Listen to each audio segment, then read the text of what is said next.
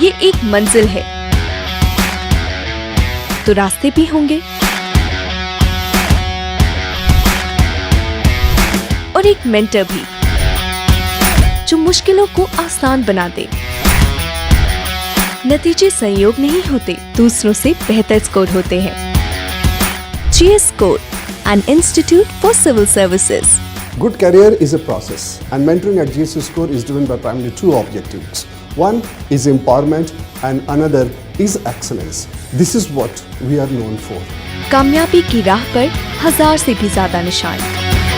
GS Score।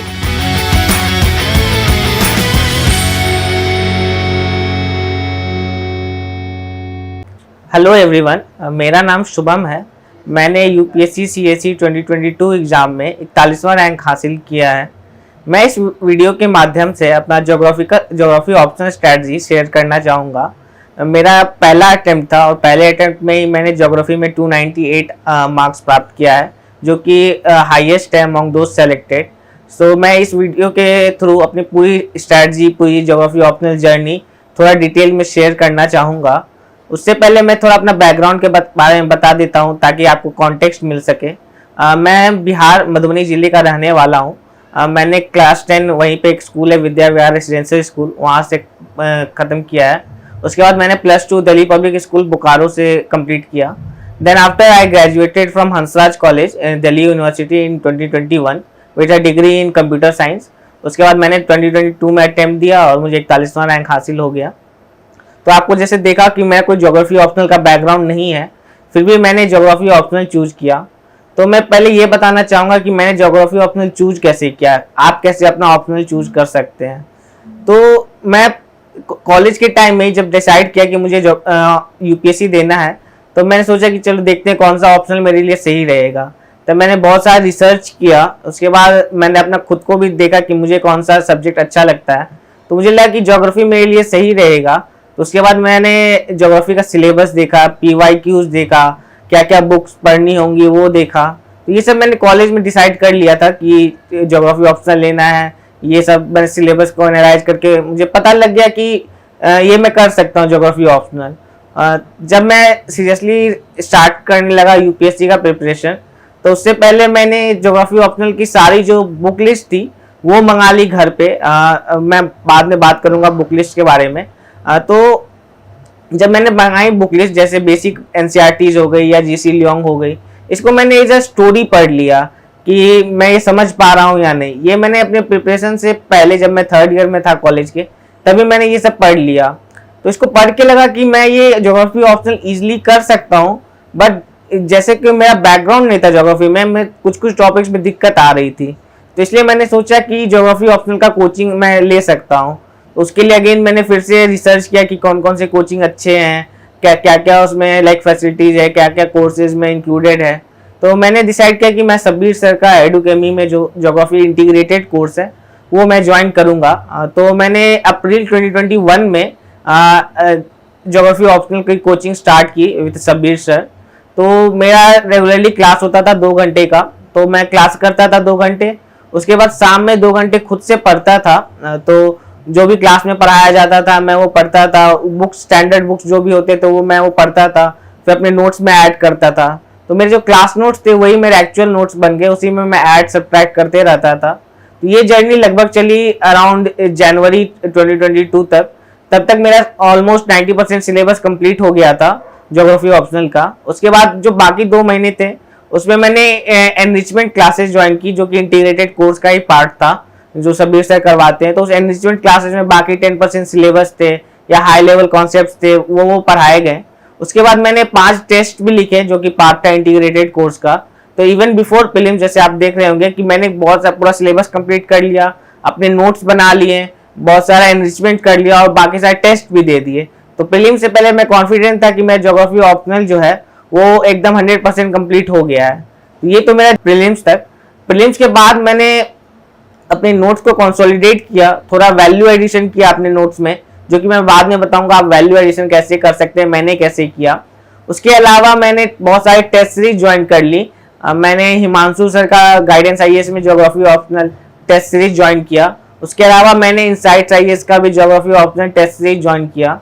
तो मेरा logic था कि मैंने एडुकेमी से फाउंडेशन कोर्स कर ही लिया है, वहाँ टेस्ट दे भी दिया है, तो मैं दूसरे पर्सपेक्टिव के लिए किसी और कोचिंग ज्वाइन कर लूँ, ताकि मुझे हर मेंटर से आप मिल सके गाइडेंस, हर मेंटर से हर टेस्ट सीरीज से थोड़ा नया नया सीखने को मिल सके, मैं एक टेस्ट सीरीज के साथ अलाइन ना हो जाऊं। तो इसलिए मैंने 2 अलग टेस्ट सीरीज ज्वाइन की आफ्टर प्रीलिम्स। तो उसके बाद मैंने बहुत सारे टेस्ट लिखे, अराउंड 20 ज्योग्राफी ऑप्शनल टेस्ट लिखे। फिर मैंने मेंस दिया और फाइनली मुझे 298 मार्क्स आया। तो ये मेरी जर्नी थी ज्योग्राफी ऑप्शनल की।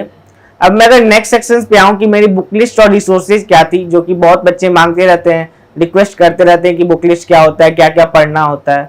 वैसे ज्योग्राफी ऑप्शनल की बुक लिस्ट बहुत एक्सटेंसिव है, आपको ये सब नहीं पढ़ना है, मैं अपना बताऊंगा मैंने क्या क्या पढ़ा।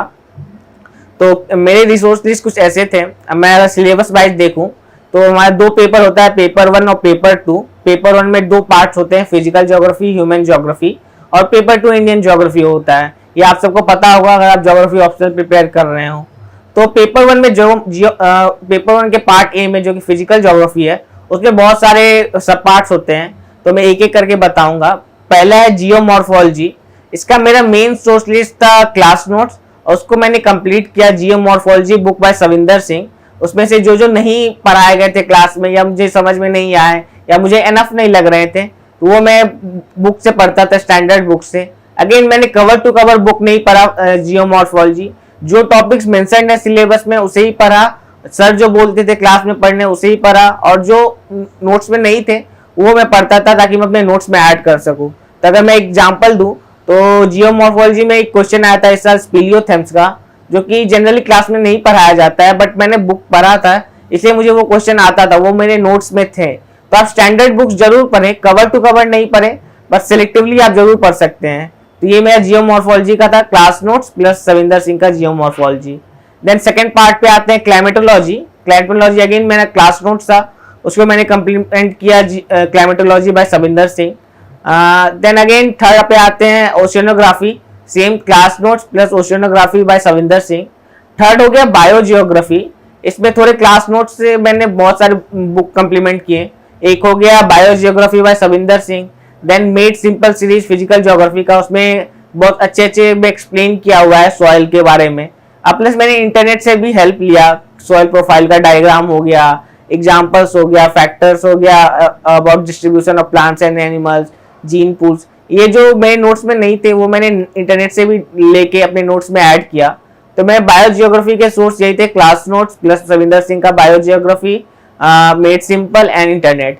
इन्वायरमेंट ज्योग्राफी मैंने देखा, पीवाईक्यूज को एनालाइज किया, तो मुझे लगा कि मोस्टली करंट अफेयर्स बेस्ड आते हैं, बट कुछ कुछ टॉपिक्स है जो कि स्टैटिक से आ जाते हैं, जैसे ह्यूमन इवोल्यूशन हो गया, ह्यूमन जेनेटिक चेंजेस हो गए, तो ये क्लास में पढ़ाए जाते थे, तो वो मेरे क्लास नोट्स में थे ही। फिर अगेन मैंने इन्वायरमेंट ज्योग्राफी सविंदर सिंह का, उसको भी सेलेक्टिवली पढ़ा, मेड सिंपल सीरीज पढ़ा, एंड अगेन इंटरनेट से खुद के नोट्स बनाए। तो ये सब चीज मेरे पेपर 1 के पार्ट ए का बुक लिस्ट हो गया।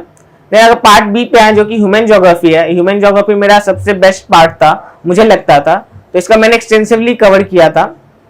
तो सबसे मेन इंपॉर्टेंट टॉपिक होता है इसमें पर्सपेक्टिव्स इन ह्यूमन ज्योग्राफी, जो कि about development of geography as a subject है। तो ये मेरे क्लास नोट्स में बहुत अच्छे से पढ़ाया गया था, तो मेरे क्लास नोट्स सफिशिएंट थे। बट अगेन कुछ कुछ टॉपिक के लिए मैंने हिमांशु सर की जो 500 प्लस की नोट्स आते हैं उससे कंप्लीमेंट किया, और प्लस स्टैंडर्ड बुक्स भी पढ़े, ताकि मैं जो लैंग्वेज हो वो बुकिश लैंग्वेज हो सके, क्योंकि ज्योग्राफिक लैंग्वेज हो सके। तो इसलिए मैं सुदीप्ता अधिकारी और आर डी दीक्षित ये दोनों बुक भी सिलेक्टिवली पढ़े, उसको बुकिश लैंग्वेज था वो अपने नोट्स में ऐड किया। तो अगर मैं एग्जांपल दूं तो जैसे एक टॉपिक है क्वांटिटेटिव रिवॉल्यूशन, उसमें क्रिस्टॉफ का एक क्रिटिसिज्म आता है अगेंस्ट क्यूआर, तो वो मैंने डायरेक्ट उससे ही उठा के लिखा, जो कि एक्चुअली एग्जाम में आया ही था। तो ये जो टॉपिक होते हैं अगर मैं बुक से पढ़ता हूँ तो ये एकदम ज्योग्राफिक लगने लगते हैं। तो ये मेरे सोर्सेज थे पर्सपेक्टिव के लिए। नेक्स्ट अगर इकोनॉमिक ज्योग्राफी पे आते हैं तो कुछ कुछ टॉपिक्स क्लास में पढ़ाए जाते हैं, जैसे हो गया वर्ल्ड मेजरमेंट्स हो गया या एग्रीकल्चर हो गया। इसके अलावा मैं नेट पे जाता था, जो भी टॉपिक नहीं पढ़ाए जाते थे या बुक्स में नहीं होते थे वो मैं नेट पे जाके देखता था, अपने नोट्स में ऐड कर लेता था। फॉर एग्जांपल एनर्जी क्राइसिस हो गया, फेमाइन हो गया, फूड सिक्योरिटी हो गया। तो ये मेरे इकोनॉमिक ज्योग्राफी के सोर्स थे। अगर मैं आऊँ पॉपुलेशन ज्योग्राफी पे, पॉपुलेशन एंड सेटलमेंट, तो ये क्लास नोट्स में बहुत अच्छे से पढ़ाया जाता था, तो मेरे क्लास नोट सफिशिएंट थे। बट इसको मैंने अगेन कम्प्लीमेंट किया human geography bye Majid Hussain, ताकि जो जो छोटे मोटे बचे हुए थे वो मैं ऐड कर सकूँ अपने नोट्स में। फिर रीजनल प्लानिंग पे आते हैं। रीजनल प्लानिंग अगेन मैंने क्लास नोट से कंप्लीट किया, प्लस मेड सिंपल सीरीज जो ह्यूमन ज्योग्राफी की है उससे कंप्लीमेंट किया। देन आ जाते हैं models theory, models and theories पे, जो कि बहुत इंपॉर्टेंट पार्ट है। इस पे आप ऑलमोस्ट 60-70% मार्क्स ला सकते हैं। तो ये आपको मैंने क्लास जो किया था सबीर सर का, उसमें बहुत अच्छे से पढ़ाया गया था, तो मेरे क्लास नोट सफिशिएंट थे। बट अगेन थोड़े मोड़े एनालिसिस के लिए मैंने models and theories by Majid Hussain को भी यूज किया था, अगेन सिलेक्टिवली यूज किया था। तो ये मेरे पेपर 1 के स्ट्रेटजी, पेपर 1 के बुक लिस्ट हो गए जो भी मैंने रिसोर्सेज फॉलो किए। अगर मैं पेपर 2 पे आता हूँ तो मैं बहुत लिमिटेड रिसोर्स फॉलो किया। एक ही बुक है DR खुल्लर, मैंने वही फॉलो किया, और जो क्लास में पढ़ाए जाते थे वो मेरे क्लास नोट्स थे। तो मैंने DR खुल्लर को सिंप्लीफाई करके अपने नोट्स में ऐड कर लेता था। इसके अलावा जो छोटे मोटे टॉपिक जैसे कंटेम्प्रेरी इश्यूज हो गए जो कि क्लास में नहीं पढ़ाए जाते हैं या बुक्स में नहीं होते हैं, अगेन मैं इंटरनेट पे जाता था, उसको सर्च करता था, फिर अपने नोट्स में ऐड करता था। ये मेरे बुक लिस्ट हो गए ऑलमोस्ट ऑल द पार्ट्स के। छोटा टॉपिक रह गया जैसे मैप्स, जो कि 20 मार्क्स के आते हैं पेपर 2 में, तो उसके लिए मैंने इंडिया थ्रू द मैप्स, प्रेम पटेल का बुक आता है, वो मैंने यूज किया था। तो आप भी यूज कर सकते हैं, तो आप बल्कि बुक है, बट आप उसको बार बार रिवाइज करें, PYQs को रिवाइज करें, तो आपको मैप भी इजीली बन जाएंगे। मेरा लाइक 8 से हुआ था आउट ऑफ 10, तो ये मोस्टली PYQs और प्रेम पटेल से हो जाते हैं। तो ये रिसोर्सेज है जो आप फॉलो कर सकते हैं। इसके अलावा मैं अगर नेक्स्ट सेक्शन पे जाऊं कि मैंने डिफरेंट क्या किया कि मुझे 298 आ गया फर्स्ट अटेम्प्ट में ही, तो मैंने कुछ चीजें अलग की, कुछ चीजें वही की जो टॉपर्स बताते हैं। तो मैं अपना स्पेसिफिकली बात करूं तो पहली चीज जो मैंने की, मैंने एक भी टॉपिक छोड़ा नहीं। मैंने हर टॉपिक के खुद के नोट्स थे, even small topics like patterns of world trade हो गया या वाटरशेड मैनेजमेंट हो गया, या कोई भी टॉपिक छूटा नहीं था, मेरे सारे खुद के नोट्स थे। तो ये आपको करना पड़ेगा, आप सिलेबस के हर टॉपिक को पढ़िए, हर टॉपिक का आपका नोट्स होना चाहिए। तो ये मैंने किया, ये आपको भी करना चाहिए। सेकंड जो मैंने किया वो वैल्यू एडिशन। वैल्यू एडिशन बहुत इंपॉर्टेंट हो जाता है कि आप अपने आंसर को कैसे डिफरेंशिएट कर सकते हैं दूसरे से। तो मैंने वैल्यू एडिशन किया from the newspapers and internet. तो मैंने वैल्यू एडिशन कैसे किया, तो मैंने सेपरेट शीट्स बना लिए थे डायग्राम के, सिंप्लीफाइड डायग्राम्स हो गए, सिंप्लीफाइड मैप्स हो गए, ये मैंने सेपरेट शीट्स बना लिए थे। इसके अलावा examples, case studies and data का भी एक सेपरेट शीट बना लिया था, ताकि मैं ऑलमोस्ट हर क्वेश्चंस में केस स्टडीज डाल सकूं। ये मेरे वर्ल्ड के स्टडीज भी थे, इंडिया के स्टडीज भी थे। सो मैं पेपर 1 में वर्ल्ड के स्टडीज यूज करता था और पेपर 2 में इंडिया के स्टडीज यूज करता था। इसके अलावा मैंने वैल्यू एडिशन में करंट अफेयर्स को भी अच्छे से कवर किया। करंट अफेयर जो न्यूज़पेपर में आते थे, उससे मुझे जो भी अच्छा लगता था, जो लगता था कि आ सकता है पेपर में, वो मैं अपने नोट्स में ऐड कर लेता था। तो ये मैंने कुछ वैल्यू एडिशन किए थे अपने आंसर को डिफरेंशिएट करने के लिए। इसके अलावा मैं थर्ड पॉइंट पे आऊं तो मेरा स्ट्रक्चर एंड प्रेजेंटेशन बहुत इंपॉर्टेंट हो जाता है ज्योग्राफी में, कि आप अपने आंसर को ज्योग्राफिक कैसे बनाए, स्पेशली पेपर 2 में। तो पेपर 2 जो हम जानते हैं कि बहुत जीएस टाइप क्वेश्चन पूछे जाते हैं ज्योग्राफी में, तो उसको ज्योग्राफिकल लैंग्वेज कैसे इंक्लूड करना चाहिए। तो इसके लिए मैंने अपनी स्ट्रेटजी बनाई थी कि कोई भी अगर क्वेश्चन आया पेपर 2 में जीएस टाइप, उसको मैं लाइक फॉलोइंग थिंग्स इंक्लूड करता था। पहला जो पेपर 1 में थ्योरीज एंड मॉडल्स थे, वो मैं डायरेक्टली इंक्लूड करता था पेपर 2 में। सेकंड जो भी कीवर्ड्स थे लाइक पर्सपेक्टिव वाला हो गया, एनवायरमेंटलिज्म, रेडिकलिज्म, इसको भी मैं कहीं कहीं यूज कर लेता था as part of introduction and conclusion in paper 2। इसके अलावा मैं जो स्ट्रक्चर होता था उसमें मैं ज्योग्राफिकल स्ट्रक्चर करने का कोशिश करता था। अगर मैं एग्जांपल दूं तो कोई भी अगर पैटर्न वाला क्वेश्चन है तो मैं स्पेशियल एंड टेम्पोरल पैटर्न लिखता था। मैं रीजनलाइजेशन का कोशिश करता था कि कोई भी अगर इंडिया का क्वेश्चन आए तो मैं रीजनल ज्योग्राफी उसमें अप्लाई कर पाऊँ, कि मैं इंडिया को डिफरेंट रीजन्स में based on different parameter divide करूँ, ताकि थोड़ा रीजनल ज्योग्राफी भी इंक्लूड हो पाए। इसके अलावा मैं बहुत सारे केस स्टडीज, डायग्राम्स वगैरह इंक्लूड करता था पेपर 2 में। इससे होता था कि पेपर 2 एक ज्योग्राफिक हो जाता, तो वो जीएस से थोड़ा ऊपर उठ जाता था, ताकि इसमें अच्छे नंबर आ सके, उनको लगे नहीं कि मुझे ज्योग्राफी आता नहीं है। तो इसके लिए आप ये वैल्यू एडिशन, ये स्ट्रक्चर एंड प्रेजेंटेशन बना सकते हैं, या आप पहले से सोच के जाइए कि आप पेपर 2 में कैसे उसको ज्योग्राफिक बनाएंगे। इसके अलावा मैंने जो इंपॉर्टेंट किया, बहुत सारे टेस्ट दिए। होता था कि टेस्ट से मेरे कंसेप्ट क्लियर हो जाते थे, राइटिंग स्पीड तो इंप्रूव होता ही होता था, और जो मैंने स्ट्रेटजी पहले बताई वो मैं स्ट्रेटजी इंप्लीमेंट करता था टेस्ट में, ताकि मुझे एक्चुअल मेंस में सरप्राइज ना लगे। तो आप बहुत सारे टेस्ट दीजिए, टेस्ट से ये भी एक फायदा होता था कि मेरा रिवीजन हो जाता था। तो मैं जितना भी रिवीजन किया है, जब पार्ट ऑफ टेस्ट किया, तो जितने भी कॉन्सेप्ट थे वो मेरे फिंगर टिप्स पे थे। तो आप बहुत रिवीजन कीजिए, टेस्ट दीजिए, इससे आपका कॉन्सेप्ट क्लियर होगा और अपना जो स्ट्रेटजी है वो इम्प्लीमेंट कर पाएंगे। उसके अलावा मैंने किया क्या, PYQ जो करंट अफेयर्स के बेसिस पे मैंने क्वेश्चन कुछ प्रेडिक्ट कर लिए थे कि क्या क्या क्वेश्चन आ सकते हैं। जैसे हमें सबको पता है कि एक रेलिवेंस वाला क्वेश्चन आता है बेस्ड ऑन मॉडल्स, या एप्लीकेबिलिटी है या नहीं। तो मैंने वॉन, थुनेन, वेबर इन सब का पहले से आंसर तैयार कर लिया था। मुझे लगा था ये पूछ सकते हैं, तो ये आया भी था, वॉन थुनेन वाला क्वेश्चन आया था। तो ये छोटे मोटे question based on current affairs and PYQs आप प्रेडिक्ट कर सकते हैं। तो इससे होता है कि 2-3 क्वेश्चन अगर आप फंस जाए तो उसमें आपको 60-70% मार्क्स आ सकते हैं और टाइम भी आपको कम लगेगा एक्चुअल एग्जाम में। ये आप कर सकते हैं, जो मैंने ट्राई किया था। तो ये मैंने कुछ चीजें थी जो मैंने अपने अलग की थी, या मे भी सेम चीज की थी जो टॉपर्स बताते हैं। अगर मैं नेक्स्ट सेक्शन पे आऊं कि पेपर कैसे अटेम्प्ट करना है, जो एक्चुअल में 2 पेपर्स होते हैं वो कैसे अटेम्प्ट करें, मेरी भी स्ट्रेटजी थी मैं कैसे अटेम्प्ट करता था। तो मैंने पहले ही डिसाइड कर लिया था कि पेपर 1 में मैं ह्यूमन ज्योग्राफी के 2 कंपल्सरी क्वेश्चन जो होता है 2 अटेम्प्ट करना होता है, वो मैं ह्यूमन ज्योग्राफी से अटेम्प्ट करूंगा। मेरा लॉजिक था कि ह्यूमन ज्योग्राफी में मैं बहुत सारा वैल्यू एडिशन कर सकता हूँ और इसमें बहुत सारे करंट अफेयर्स ऐड कर सकता हूँ। कॉन्सेप्ट तो मेरे सही थे ही, तो इसमें भी ह्यूमन ज्योग्राफी में भी मेरा लॉजिक था मैं पर्सपेक्टिव से एक क्वेश्चन और एक क्वेश्चन मॉडल्स एंड थ्योरी से अटेम्प्ट करूं, क्योंकि ये डायरेक्ट क्वेश्चंस होते हैं। मॉडल एंड थ्योरीज में अगर मुझे आता है वो डायरेक्ट जो पूछा है core demand of the question, तो मुझे इजीली 70% मार्क्स आ सकते हैं। तो इस साल पूछा गया था वॉन थुनेन का, जो कि मुझे आते थे, तो मैंने वही अटेम्प्ट किया। फिर एक QR और क्वांटिटेटिव रिवोल्यूशन का क्वेश्चन था पर्सपेक्टिव से, तो मैंने ये अटेम्प्ट किया था। तो आप पहले से बना के चले कि आपका स्ट्रेंथ क्या, आपका वीकनेस क्या, उस हिसाब से आप पेपर अटेम्प्ट करें। मेरा स्ट्रेंथ था models in theories and perspective, तो मैंने 2 क्वेश्चन यहीं से अटेम्प्ट किए। उसके अलावा मुझे मेरा ये भी था एक पॉपुलेशन से या सेटलमेंट से कर सकते थे अटेम्प्ट, क्योंकि ये सब क्वेश्चन जो होते हैं काफी फैक्चुअल होते हैं, काफी स्ट्रेट फॉरवर्ड होते हैं, तो इसमें आपको अच्छे मार्क्स आ सकते हैं। और एक था कि एक फिजिकल ज्योग्राफी से अटेम्प्ट कर लेंगे। तो होता क्या था, जैसे 3 क्वेश्चन हमें अटेम्प्ट करने होते हैं 20 मार्कर्स एंड 2 15 मार्कर्स। तो मेरा लॉजिक था कि मैं वो क्वेश्चन अटेम्प्ट करूं जिसमें मुझे 20 मार्कर्स के हर पार्ट्स आते हो, क्योंकि 20 मार्कर्स में मुझे ज्यादा नंबर आ सकते हैं। बट थैंकफुली मैंने जो क्वेश्चंस चूज किया उसमें मुझे तीनों क्वेश्चंस आते थे, 20 मार्कर्स भी 2 15 मार्कर्स भी, तो ये मेरे लिए इजी हो गया। तो ये मेरा पेपर 1 का अटेम्प्ट करने का स्ट्रेटजी था। तो मैं स्टार्टिंग करता था कंपल्सरी 20 मार्कर्स से, उसके बाद मैं 10 मार्कर्स पे जाता था। उसके बाद देन अगर पेपर 2 पे आए, पेपर 2 पे भी मैं वैसे ही सिलेक्ट करता था, जो भी ह्यूमन ज्योग्राफी से रिलेटेड था मैं वो सिलेक्ट करता था। अगर फिजिकल ज्योग्राफी में स्ट्रेट फॉरवर्ड क्वेश्चन से, जैसे पिछले साल मॉनसून वाला एक क्वेश्चन था, तो मैं वो अटेम्प्ट कर सकता था।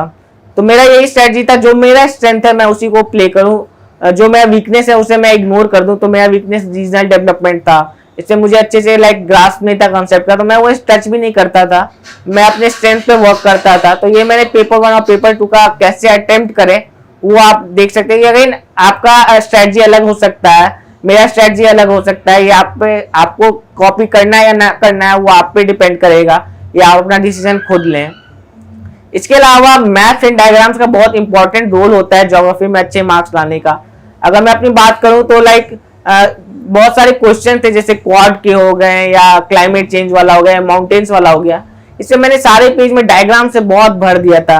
इवन केस स्टडीज में भी डायग्राम बनाता था। आपको जरूरी नहीं है पूरा डायग्राम बनाना, आप छोटा छोटा डायग्राम भी बना सकते हैं। जैसे इंडिया का बस नॉर्थ ईस्ट का बना सकते हैं डायग्राम, या सिंप्लीफाई कर सकते हैं मैप्स को। फॉर एग्जाम्पल अगर मैप है इंडिया का सेक्स रेशियो वाला, तो आपको जरूरी नहीं है मोर देन 900 लेस देन 800 करने का, आप सिंपल कर सकते हैं above national average, below national average. तो ये जो मैप्स एंड डायग्राम्स है इसको सिंप्लीफाई कीजिए, हर क्वेश्चंस में डालिए। अगर फोर्स नहीं करना है, ये आपको खुद पता चल जाएगा कहाँ मैप्स यूज कर सकते हैं, कहाँ डायग्राम्स यूज कर सकते हैं। आप जितने टेस्ट दीजिएगा आपको उतना पता चलते जाएगा कि यहाँ पे मैप्स यूज होने वाला है, यहाँ पे ये डायग्राम यूज कर सकते हैं। और जैसे जैसे आप प्रैक्टिस करिएगा इस मैप्स एंड डायग्राम्स को, वैसे एग्जाम में बहुत जल्दी बन जाएंगे, आपको टाइम नहीं लेगा, आपको स्क्रैच करने का जरूरत नहीं पड़ेगा, एकदम स्मूथ डायग्राम बनेगा। तो ये आप प्रैक्टिस कर सकते हैं। और अगर मैं जो फ्यूचर एस्पिरेंट्स हैं जो ज्योग्राफी से ऑप्शनल चूज किए हैं, उनके लिए मैं कहूँगा कुछ जो इम्पोर्टेंट टिप्स अगर मैं देना चाहूँ तो आप सिलेबस कंप्लीट कीजिए। सिलेबस आपके फिंगर टिप्स पे होने चाहिए। एक एक टॉपिक जो है सिलेबस का, इवन छोटा छोटा टॉपिक, वो कंप्लीट कीजिए। आपका सिलेबस छूटना नहीं चाहिए। Syllabus is like a Bible for all of us geography optional student. तो सिलेबस आपका फिंगर टिप्स पे होना चाहिए। इसके अलावा आप कॉन्सेप्ट जो भी है, कॉन्सेप्ट, क्योंकि ज्योग्राफी में इंपॉर्टेंट कॉन्सेप्ट होते हैं, वो आपको कॉन्सेप्चुअल क्लैरिटी होना चाहिए कि जियोसिंक्लाइंस क्या होते हैं, माउंटेन्स बिल्डिंग कैसे होता है, प्लेट टेक्टोनिक्स क्या है, मॉनसून्स कैसे ओरिजिन होता है, क्या क्या थ्योरी है। ये कॉन्सेप्ट आपका सही होना चाहिए। अगर आपके कॉन्सेप्ट सही है तो आप कोई भी आंसर इजीली अटेम्प्ट कर सकते हैं। तो ये मैं कहूँगा आप सिलेबस कंप्लीट कीजिए, कंसेप्चुअल क्लैरिटी लाइए, और जैसे मैंने बताया था कि वैल्यू एडिशन, ये सब आप प्रीलिम्स के बाद कर सकते हैं। मैं कहूँगा कि आप प्रीलिम्स से पहले ज्योग्राफी ऑप्शनल सिलेबस कंप्लीट कर लें। तो ये कुछ टिप्स है मैं देना चाहूँगा। बाकी बहुत सारे मिथ्स होते हैं मार्केट में अराउंड ज्योग्राफी ऑप्शनल सिलेबस कि मार्क्स नहीं आते हैं, मार्क्स कम आते हैं। बट मैं बात करूँ खुद की तो मुझे मार्क्स आए फर्स्ट अटेम्प्ट में 298, बहुत को 300 भी आए हैं, बहुत को 290 अबव भी आए, 280 भी आए हैं। तो अगर आप मेहनत करेंगे तो आपका सिलेबस इजीली कंप्लीट हो जाएगा, आपको कॉन्फिडेंस आएगा ज्योग्राफी ऑप्शनल में, और इजीली आप मार्क्स ला भी सकते हैं। Thank you DKT for providing me a platform so that I can share my strategy for the benefit of all. Thank you everyone.